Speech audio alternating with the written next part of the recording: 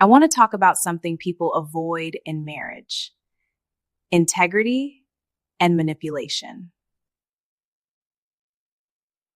Integrity isn't just about staying faithful, it's about how you treat your spouse in private. You can look loyal in public and still be disrespectful at home. Let's talk about the woman who says she's unhappy in her marriage.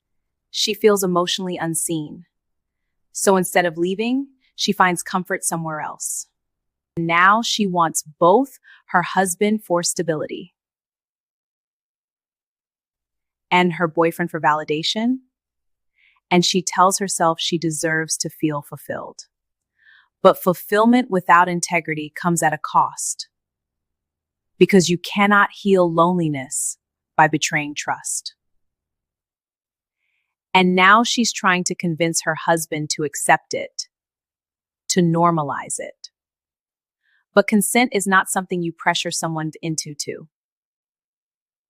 Or if he did not agree to share his marriage, then this is not openness. It's violation of the covenant. And what she doesn't realize is she's not just adding another man.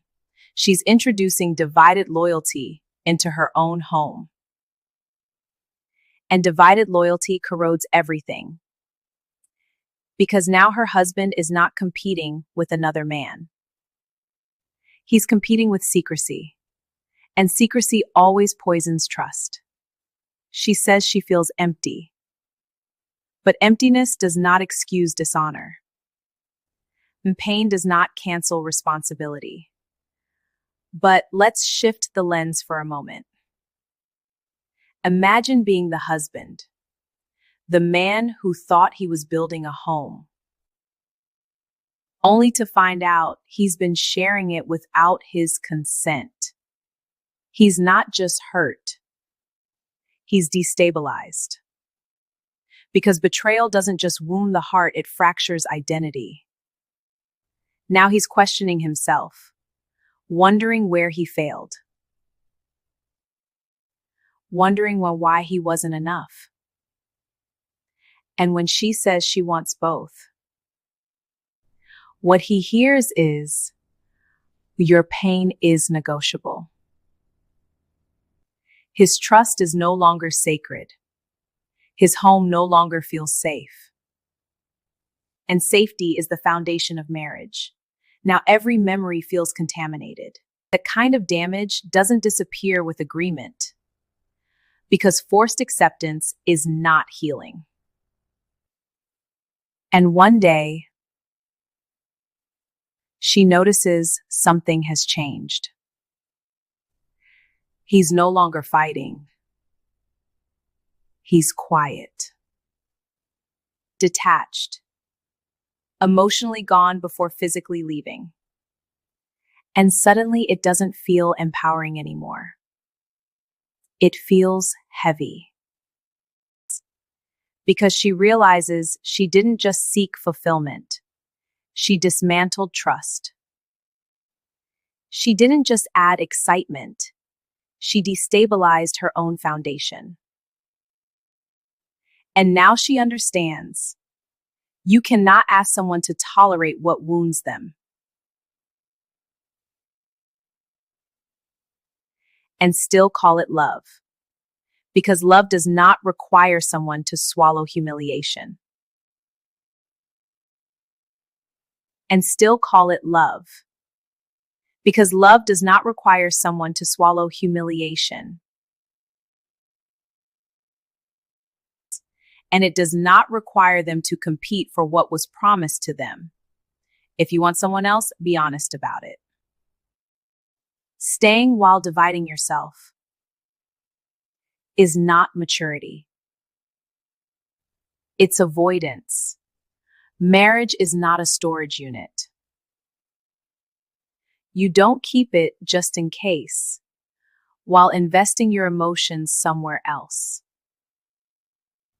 You take it honestly, but don't corrupt a home that someone else still believes in. Because homes carry energy. Trust carries weight. And broken trust echoes long after the relationship ends. Responsibility means choosing one path. And if that path is no longer your marriage, leave with integrity. Because what feels exciting in secrecy often feels heavy in daylight. And eventually the thrill fades. But the damage doesn't. Now she's looking at a man who no longer looks at her the same. And she feels the distance. Because trust, once fractured, doesn't return unchanged. She thought she was gaining something, but she didn't realize what she was losing. Respect leaves quietly before love does. And once respect shifts, the dynamic shifts and the marriage is never the same again. Sometimes the husband stays, but he stays differently. Less open, less vulnerable, less invested. And now she feels the coldness, the guarded tone, the emotional walls she helped build. And this is the part nobody fantasizes about, living with the consequence.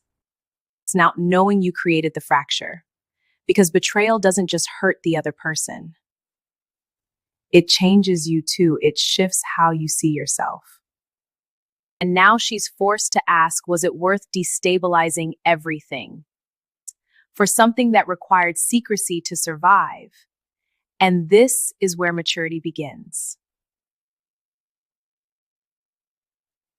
Not in defending the choice, but in owning it.